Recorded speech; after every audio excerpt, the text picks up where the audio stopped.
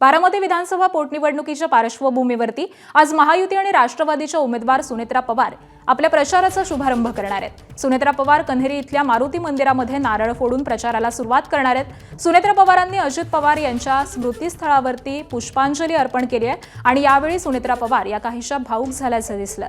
सुनेत्रा पवार काटेवाडीमधून आता प्रचाराला निघालेल्या आहेत। त्यांच्यासोबत जय पवार आणि ऋतुजा पवार देखील आहेत। सुनेत्रा पवार या शारदा प्रांगणामधून मंदिरापर्यंत रॅली देखील काढणार आहेत।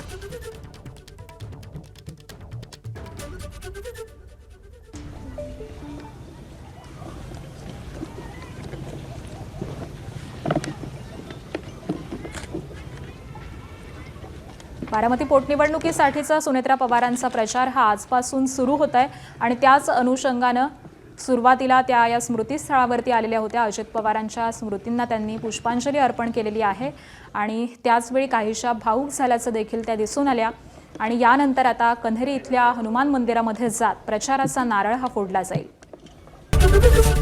एबीपी माझा, उघडा डोळे बघा नीट।